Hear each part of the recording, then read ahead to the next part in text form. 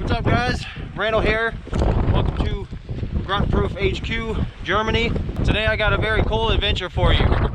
We're doing a little bit of a hike, a lunch, and we're testing all kinds of outdoor gear because today we've got Winter Storm Bella smashing into Europe right now. We've got rain, sleet, snow mixture. We've got sustained winds over 30 miles an hour with gusts up to 60 and in some areas even 90 miles an hour. Woo! I'm taking you guys along. We're gonna have some lunch. We're gonna have a lot of fun. Stick around.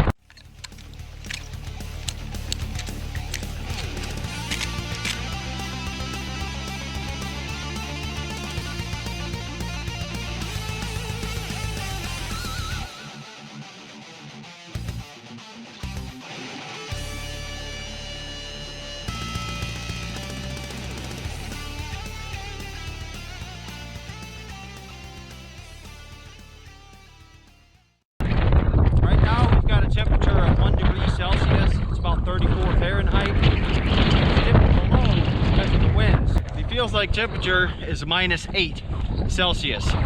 There's the Fahrenheit on the screen. So it is pretty damn cold, wet, windy.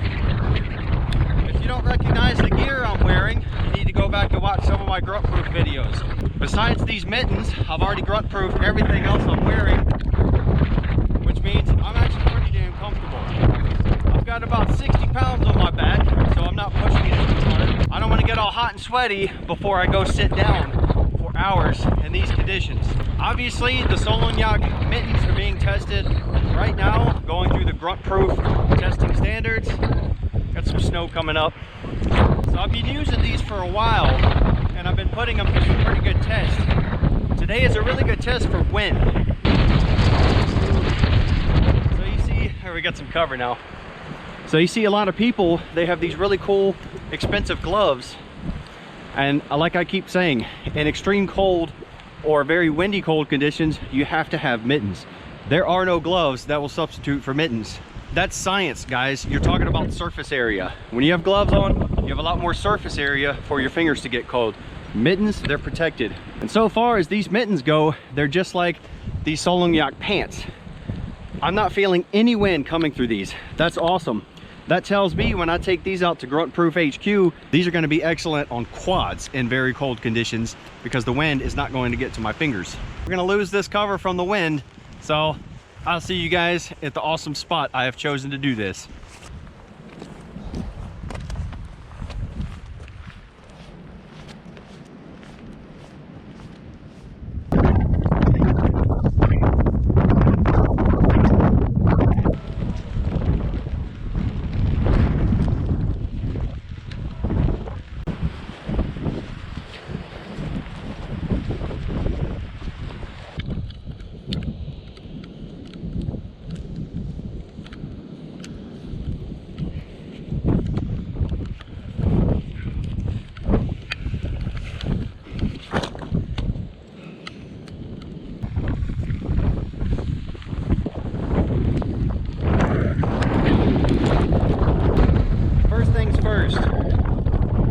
Ever realistically try to set up shelters in the wide open like this where you could be catching 60 to 90 mile an hour wind gusts? Hopefully not. Hopefully you won't do that, but this is just a safety tip. I have all these forests around here that I like to go into, and just on that 2-mile journey to get to this spot, I heard 4 trees come down, big trees. I'm not going into a winter forest with a lot of dead trees and high winds like this, and you shouldn't do that either. So what I've done to mitigate too much direct wind, because it's unfair to test items in direct 90 mile an hour winds, nothing should be able to sustain that. I've come down this slope a little bit, so we're catching some pretty heavy winds, but it won't be as bad. It's coming from this direction.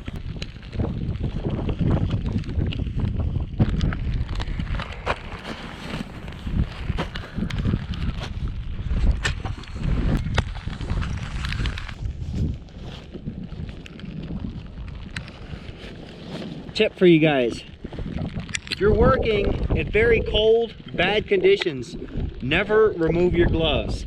Even if you're working with mittens that don't open, You might think you're just going to accomplish that task faster by removing your gloves, but you're just going to get your hands wet. It's going to make everything worse. So get mittens like this that you can open up for a brief period and leave them on.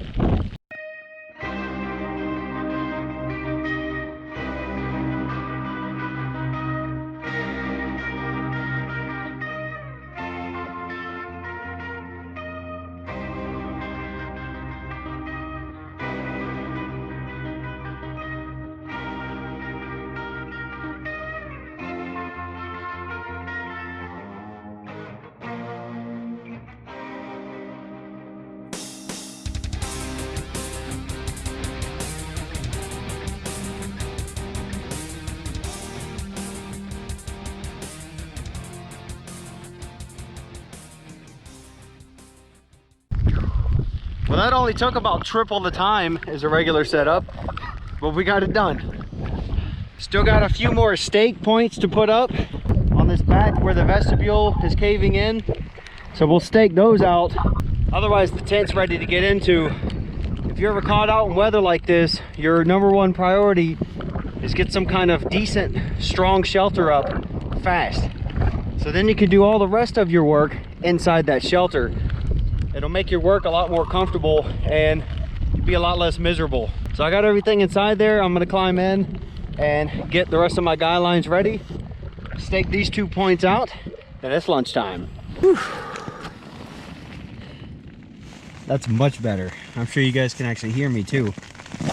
So my fingers got wet pulling them out of the mittens, but they're still warm because you can tuck them right back in there.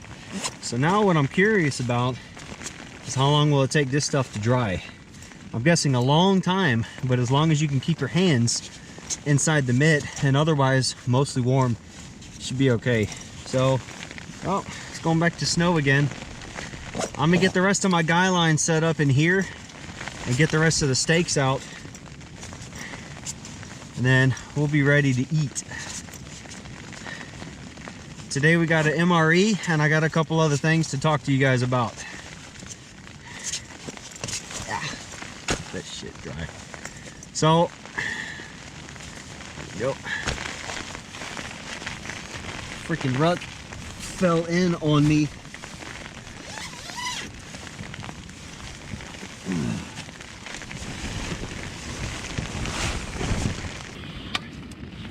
So right now, the whole freaking thing is caving in on me. It's okay. We're about to fix that. Now I don't know if you could tell, but one of my poles is bent. That is not because the tent is not grunt proof. That's because the tent is not idiot proof.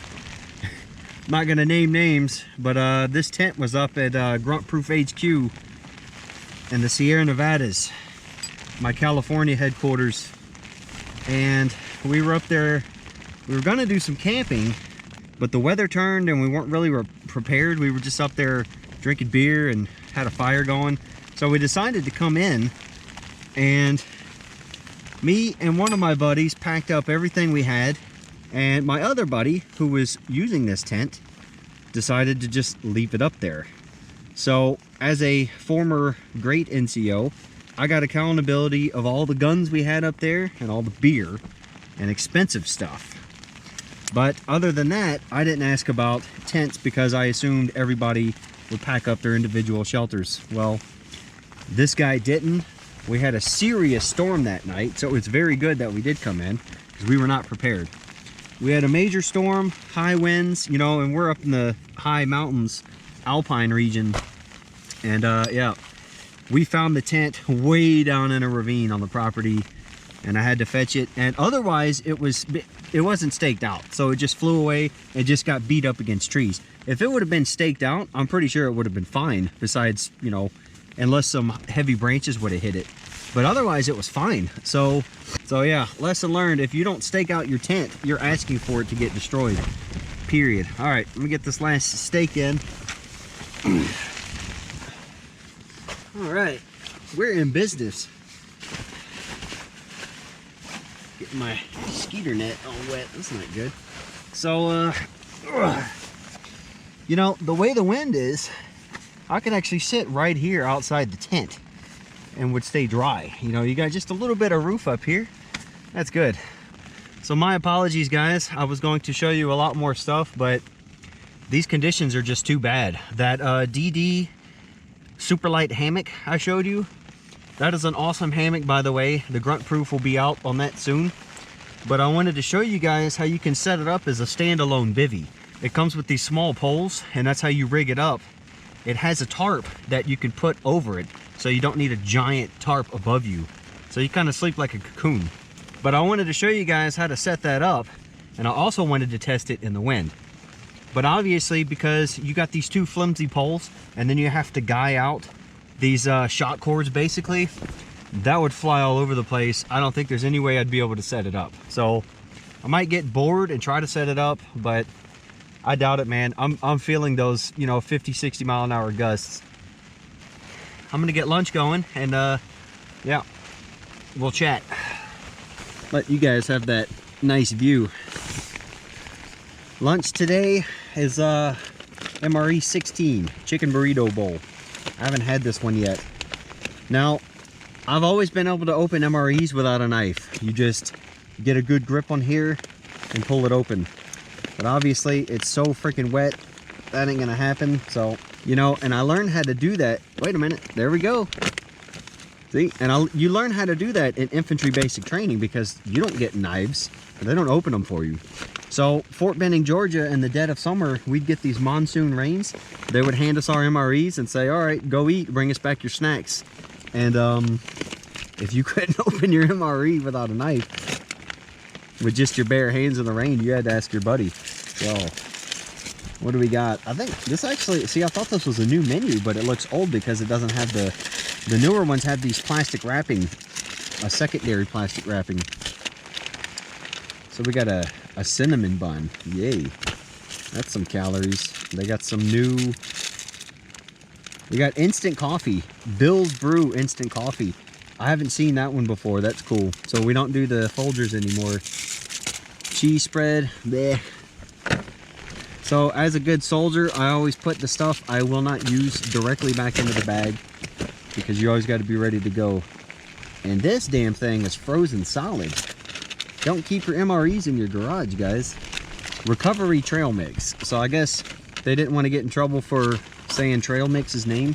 I don't like trail mix. You guys can have it. Goes in the bag. So then we got the tortillas. The tortillas for the, they call it a bowl. So I thought, you know, you would just eat it directly out of the pouch, but they give you tortillas. So I always used to be that guy. When I would get tortillas, I wouldn't even use them. I would just dip them in the sauce packet that I had, you know, because they would fall apart for me. So I gave up. MRE tip. If your stuff is frozen, you got to knead it a little bit, just like you got to knead the peanut butter and cheese packets. So nosh it up a little bit. And that's kind of like what I was talking about with your mittens and gloves in the cold weather. When you knead a package before you heat it like this in your MRE, you're creating more surface area for your heater to heat it up. It'll heat it up more efficiently. Just like when you cut your pizza open, you cut it into slices so it cools faster, right? Surface area. So I got some surface area on that. We're gonna throw it in here. We're gonna put the tortillas in behind it so they warm up a little bit. Trash straight into the bag. Get my canteen out. So it's nice and warm actually outside of the wind. So I guess now I'm getting that, yeah, it's 4 degrees Celsius right now. So it's a lot warmer out of the wind. So somebody asked me, what do you do if you don't have water? Can you spit in your heater? Can you pee in your heater? Yes, you can pee and spit in it all you want. All you need is something wet. And that's going to activate the heating system. It's not going to smell good, but it's going to work. So it always says do not overfill. I've never seen how that can go wrong. I've always overfilled mine, big time. Whatever. Tortillas go right up against it, and we curl that over it. and it goes in your little pouch. So when I came in 03 and prior to that, they didn't have these little pouches with them. The MREs came in a box. If I ever get a hold of one, I'll show you guys, but it'll most likely be outdated and I won't be able to eat it. So they just came in this big bulky box inside the bag. And I guess the Army got rid of them to save room. It's not like cardboard boxes were that heavy. And then they give you this. So it's also a sleeve to help hold the heater closed. But what we used to do was pull it out of the box, get everything ready, and then just put it in the box upside down and rest it against, you know, whatever. Some people want to put their food toward the bottom where the heating element is, but that really doesn't matter. It's going to get hotter faster, but I found that if you spread it all out evenly in the packet, creating that surface area, it's going to heat it just fine, you know, because heat rises, the heat is going to want to come out of the opening, it's going to go up that way. You know, just walking out here, I heard big trees falling all over the place. And then as I was setting up, it was like being in Ramadi and hearing firefights and explosions off in the distance, because we stayed across the river from the city of Ramadi. So there was always battles going on in the city. And we just, if we weren't involved, we were just hanging out, watching and listening. It was pretty crazy. You just look across the river and watch tracers and bombs go off all night long. So that's kind of what that reminded me of. And the whole time I'm setting up in this giant forest, I just hear crackling and big booms and everything. And I'm like, damn, some big trees falling over. Since I have done the How Soldiers Do Things videos, somebody once asked me, how do grunts eat MREs? I was going to do a joke video where we just like eat the package and stuff. I think what's even funnier but truthful is that in basic training, at least when I went through, they took away your heating system and all your snacks. So all you got was the main meal and like the bread or crackers it came with. If there was a Cinnabon or a brownie or anything sweet, they took it out. We couldn't even have the gum. As a matter of fact, this whole condiments package, they would take from us. So if you didn't have baby wipes or napkins in the field and you wanted to get it from an MRE, tough luck, because they were taking it from you. So they took that, all the sweets, we got the main meal, a spoon, and bread or crackers. That was it. No peanut butter, no cheese. It sucked. So the point is, you know, we ate our MREs cold all the time. And luckily it wasn't winter, so it was still edible. We usually got MREs handed out to us at mealtime. But if they did give us MREs in advance, a lot of smart guys would put them high up in their ruck so that Fort Benning sun would heat it up all day, and then your meal would be pretty warm. So basically, for the rest of my time as a grunt, that's how I learned to eat MREs, and that's just how I ate them. And then I realized, you know, out on patrol in Iraq, if you had time to sit down and eat real quick, you have guys pulling security and guys eating, because you don't want to just have everybody sit down and eat. So I would actually just pull out my pouch, rip it open, and dig in. And then maybe eat peanut butter or a snack that came with it, and then I was ready to go. Anybody who was near me that I would be replacing to pull security, they were stoked, because if I got to eat before them, they knew I would be fast and they would get to eat quick. So, you know, and I don't know. A lot of times I was so hungry, I just didn't want to wait on the stupid heater to work. Because they work, but it takes a while. Especially in cold weather like this, it takes a while. Like any good camper and soldier, I'm going to go check the guy lines and stakes, make sure we're still in business. And I'll bring you guys with me to check it out.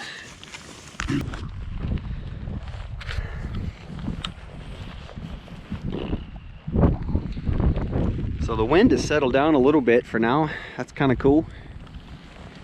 And I didn't even bother staking these out because the wind is constant from that direction. So I've got this staked out. This is the one I added to keep that from caving in. That's nice and taut. I think we could actually move it back a little bit. This German mud, man, you don't need a hammer to get your stakes in. It just goes in there, and it'll hold it. Our Eastern German training exercises, you know, something like this with hundreds of soldiers running across it would be a giant mud pit. So you would be walking and you would actually see guys lose their boots in the mud. And I'm not gonna worry about this one because I got my ruck right there. So that's gonna keep it from caving in there. You can see where the pole's bent because Chucklehead didn't pull the tent in for me. but it still functions, so that's good. One thing you want to look for when you're staking out a tent, if you can estimate the wind direction, like this tent specifically, you want to make sure this part is to it. You don't want to do the sides against it, because on either side you're going to have a wind tunnel going up under it. You don't want that. You never want the front of the tent facing the wind either. Then you got a wind tunnel going into your vestibule all night. And in high winds like this, yeah, something's gonna rip. If the tent and poles don't tear apart, it's gonna rip your stakes out of the ground. Bye-bye tent. And if you're in there with all your gear, it's gonna suck. What I'm looking for, it's fine if the tent moves around a little bit, that's totally fine. But you wanna make sure on all your stake points, there's no jump. If it's jumping up off the ground, that's when you're in danger of a stake coming loose and the tent flying away. So all this movement is totally fine. Even if the tent sways back and forth a little bit, that's fine. Heater is good to go, man. And it'll warm your hands too. This thing will burn the crap out of you, so you don't want to touch it directly, but if it's cold, man, I used to turn these on and heat up some food on guard at night, put them down my shirt to warm my core up, you know, and you just make sure it's not going to tip over so you don't get boiling water on you. That was nice. I hope you guys are enjoying my humble abode. It's always nice to have a shelter, you know, and it's a nice view, and we're listening to trees falling.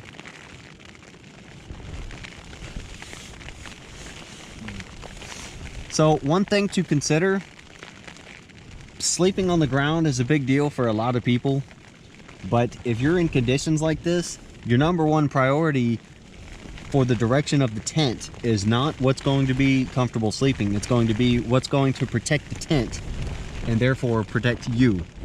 My head isn't totally up on the hill, and I'm not totally perpendicular to the hill either. I'm kind of slanted on it because that's how the wind is coming at us. So that means if I was going to sleep in this tent tonight, I would feel like I'm going to roll that way and also slide down the hill a little bit. Well, you know what? Being a little bit uncomfortable like that is a lot more important than destroying your tent, especially in the middle of the night. I've woken up to destroyed tents in the middle of the night in a wind rainstorm, and it sucks. It really sucks. Which brings me to another tip. Always bring your bivvy. Guys have questioned why I have a tent or some kind of great shelter with me and I still have my MSS bivvy. Guys, I'll take that bivvy everywhere, because if all else fails, I know I can just throw some extra winter gear on and climb into that thing, and I'll be safe from the conditions.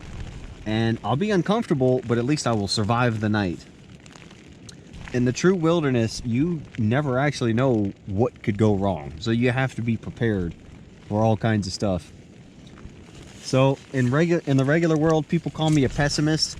I just say I'm being a realist. You know, if you expect everything to go wrong, when everything goes right, you'll be happy. But when some things go very wrong, you'll be prepared. So you got to knead this thing a little more while it's going. I was going to set up this camping chair and show it to you guys. It's not a grunt proof item or anything. It's just something that I picked up that's pretty comfy. Pretty cool to have camping. They called it ultralight on Amazon. It's not ultralight. It weighs about 8 pounds. So between this tent and this freaking thing, you ain't carrying much else. I'm also bummed about not being able to set up this DD Superlight for you guys, but next time I think I will just set it up in my backyard just to show you guys what it looks like, and then I'll try to set it up in some austere conditions and we'll test the resiliency of it. So I'm going to pack these up while I'm waiting on my food, because we're going to have to eat and get the hell out of here. As I said, you can do everything, just about everything that you need to do in this tent. You could unpack your entire ruck and be fine. Ooh, I don't know if that tent is going to go back in there, guys. All right, this is going to be interesting. Like that.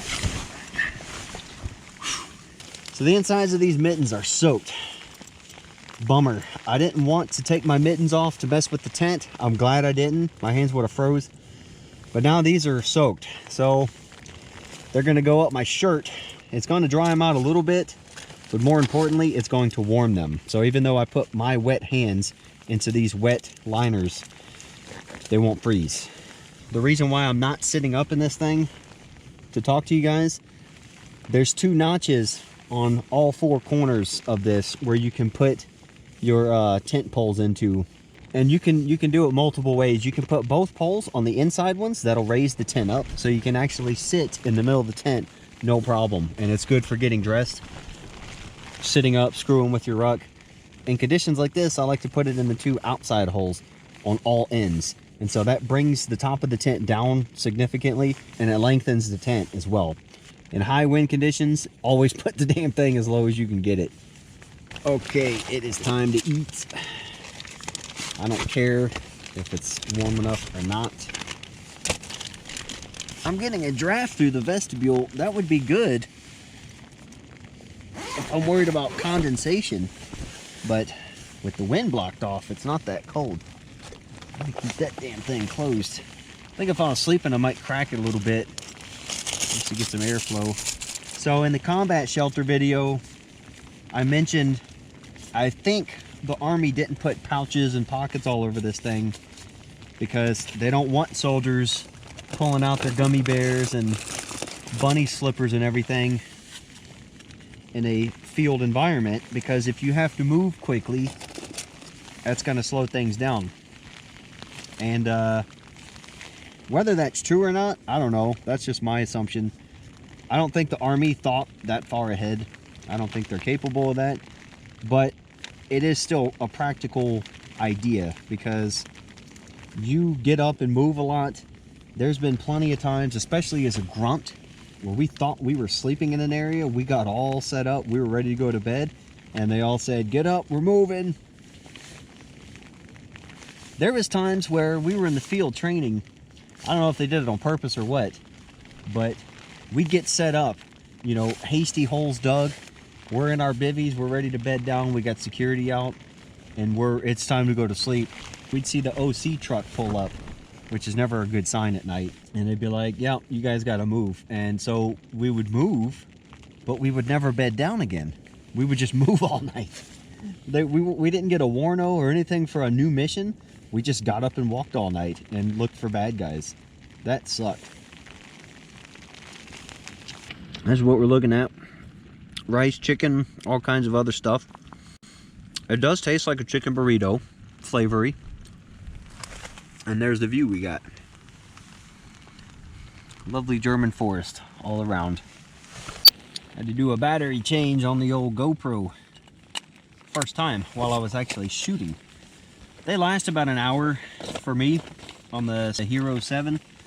The problem today is not surviving the winds and getting it set up. I've done that plenty of times. What's going to suck is packing this damn thing back up. That's gonna hurt, because it's gonna be cold and wet, windy. I got to keep it from flying away.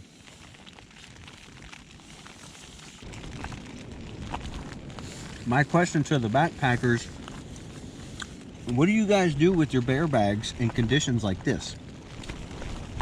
A lot of the backpackers don't seem to be out in bad weather. They kind of just hunker down from it, which, in all honesty, in the civilian world, there's nothing wrong with that. If I was on a backpacking trip, out hiking for an extended period, always outdoors, always roughing it, I would want to hide from bad storms too. I guess it depends on how much ground I want to cover and what the conditions are really like. Man, you get some serious airflow through this vestibule. Holy crap. And it actually holds the wind off pretty good when you close it. I got plenty of layers on, but I was starting to get cold with that wind in my back. Now we're good. So, the heater is cooled off and empty, back in the bag. Cover thingies back in the bag. Those can easily be thrown back in the bag. Yum, yum. So as I said, I got about 60 pounds on my back today, but I'm not walking far. It was about 2 miles to get here. Once I'm done eating and we're all packed up, it's 2 miles back. The challenge for the day was to get as much gear out here as possible to test. But as I said before, the conditions are just too bad to use it all. But that's fine. I got a workout today. I got practice setting the tent up in terrible conditions again. That's always something you should practice. And tarp guys. I know a lot of tarp guys that I can tell have not set their stuff up in austere environments. Some of the tips they will give on tarps, they're good tips, but they're tips for perfect conditions. So I'm not gigging them on that. I've said things like, you can't really set up a tarp without trees. And guys would say, yeah, you totally can do it. And I know what they're talking about. There's many ways to do a tarp without trees. And I'm probably going to do some videos on that. What I'm talking about is in bad conditions. So you could put your little stick and hiking pole up in there, or you could just do the stick on one end, guy line out the sticks on each side, like a trapezoidal triangle on each side. That will work, but it will not work in heavy wind conditions. I'm telling you. If you could do the 2-stick method, if you can even get it set up in high winds, I want to see that video. But I definitely want to see the video of it lasting in high winds, because I don't believe it. But I might just do a video on my own playing with it. And, you know, if my tarp goes flying away, oh well. So as you can see, my boots are just hanging out in the wind and water. It's not raining anymore, but they've gotten pretty soaked. These are the Belleville Mountain Combat boots. I got them for Afghanistan. There's another version that's a lot more expensive. They might be Bates, but these are fine, man. You can get these for less than $100 on eBay. Sometimes new. That's awesome. So, you know, I do have some thin wool socks on, but otherwise just hanging out here in, you know, freezing and almost freezing conditions, it's been pretty fine, even with the rain just falling straight onto them. If I was going to be sleeping here tonight, of course I would have extra socks, and I'd put my Wild Things booties on while I'm hanging out here to stay warm. But just for a day adventure, eating and hanging out, no problems. My legs are still nice and warm in these pants. After all the rain falling onto them, I do feel the coldness of the dampness, but I don't feel wet, if that makes any sense. So the outer shell part has gotten a little damp. It hasn't worked its way to my legs, but it's making that part of the material a little bit colder. It's just like if you're sleeping in a tent, you know, your hands will be mostly warm if it's a pretty thick tent, but as soon as your hands touch that side that's touching the outside, your hands will freeze. You get what I'm saying? So we're gonna step out and check the steaks and everything one more time before we finish eating.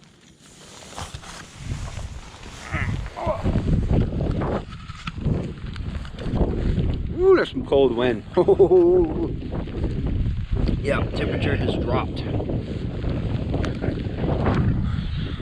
Alright, that's probably me not getting that in all the way, but see, the ruck's keeping that from caving in. That's where my breeze is coming from. Push that in, I'll pull the ruck in a little bit more. Everything looks good, so that's not good. That bouncing right there. I think what I would do is because the ruck is pulling it up. Trees are a-blowing. I'm gonna go hide back in the shelter, finish eating and get the hell out of here. 2 years ago we had a blizzard where I went and looked at that abandoned camp. You guys should go check that out for sure, because that was fun. I mean, we had 2 feet of snow that day. Wind was howling. It was awesome. All right, so trash goes back in the ruck. I'm not going to eat the Cinnabon. That's going to be saved for later, so stay tuned for that. These things are sugar awesomeness. Believe me, if you need calories, the Cinnabon will do it. In my grunt days, I had so many bad times in the field, sleeping in just snow and ice. You know, in Eastern Germany, minus 20 Celsius, sleeping outside for weeks. Absolutely miserable. If you saw that picture I posted on my Instagram of the frozen 240 Bravo machine gun, those kind of conditions, like for weeks, just living and sleeping in that. So I kind of feel like I've had my fill of just awful living, you know, the worst way you could ever imagine sleeping. And of course, in a bivvy and those kind of conditions, even with the entire MSS, most of your ECWCS on, you're not really sleeping. You're still freezing. and it's just miserable. So my hands are freezing because I ate the entire time with my hands exposed, and they're all turning red, if you can see. That sucks. Something stupid I would always do in the winter. I can't stand not having dexterity. So I'm gonna put these on and I'm gonna suffer for a couple minutes while my fingers slowly warm this up. I should have put them down my pants, because up the shirt didn't help. Maybe do some burpees, get some blood flowing, and then actually, you know what, I'll pack up while I'm waiting on that. That'll keep me moving. So as soon as that is done, it's going to be interesting packing up this tent in this wind and getting this bitch back in the ruck. I already know I'm not going to be able to do anything in these mittens with this wind, so that means I'm going to have to expose my fingers again, which are wet. So exposing wet cloth to winds like this, man, it's going to be interesting. Woo-wee. All right, get the phone put away before we lose that. Ooh, shit.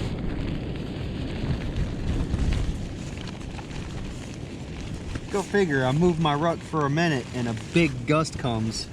It just about collapses the damn vestibule again. Like I said, it will be fine. It looks funny because mine is bent, but that thing would be totally fine in these conditions otherwise.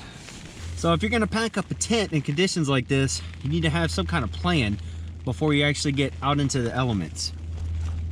I don't have one that's guaranteed to work. My advice is just to think about how you're going to do it before you get exposed.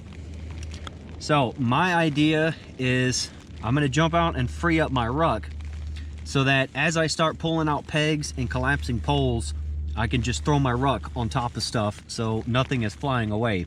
So once I remove my ruck, before I touch any tent stakes, these poles are going to come out, so the tent's going to lay flat. Then I'm going to throw my ruck on top of the tent.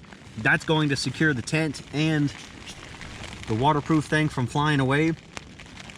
And then it's basically just going to be a matter of how I can figure out how to get it all rolled up and get it back into the tent bag. All right, guys, I'm gonna move you outside and we're gonna get this going. Let me get ready to go.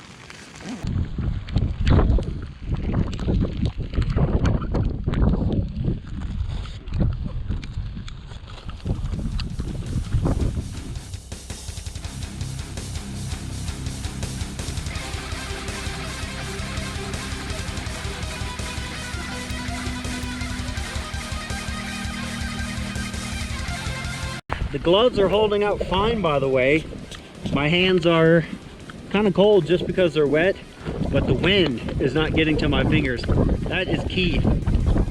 So for now, I'm gonna start pulling up the tent stakes. I plan on just rolling them up with the tent, but once those come up and I move my ruck, it's just gonna be a race to get the damn thing rolled up before it starts flying away and before I start having issues.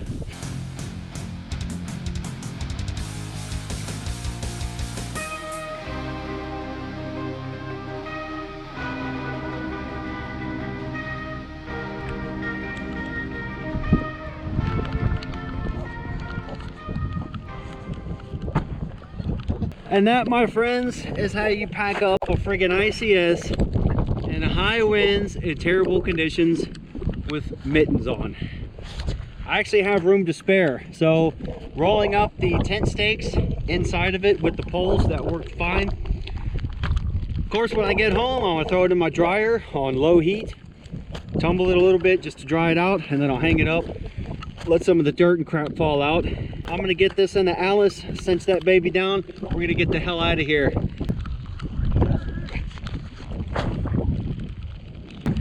The good thing about Alice is these massive straps. So you can just keep piling stuff up there and you will still be able to cinch the top down. Even if you can't close your pocket, you're gonna be able to close your ruck somehow or another. It's going to work.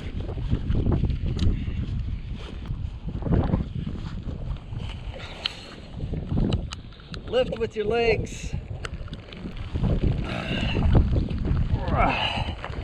What makes Grunt special? Well, not a lot, except we do excel in accomplishing numerous tasks in the worst possible conditions. I'm gonna do one last check, make sure I didn't forget anything, and we'll get out of here.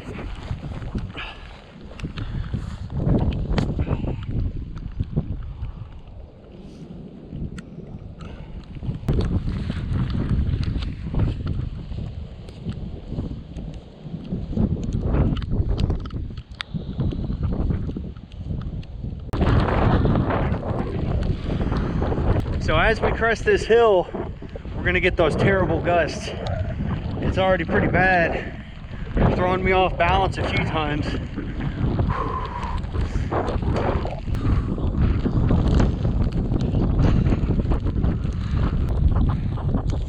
So we're headed straight against the wind right now. Absolutely brutal. Last time I felt this was in that blizzard that I'll take you guys on.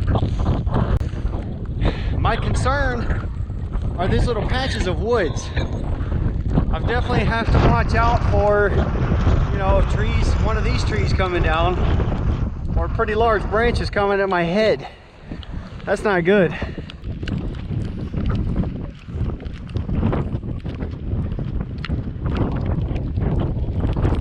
So I'm hoping to do some sort of New Year's camp, or at least a hike.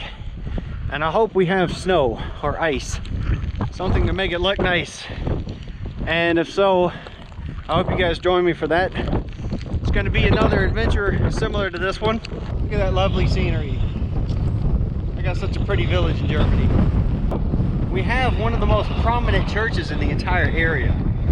So when people spot that church, you see it for miles around. Interesting historical fact, in World War II, the Nazis in the area wanted to take out the church tower because it was a target reference point for us, the incoming Americans. The priest told them to go f themselves.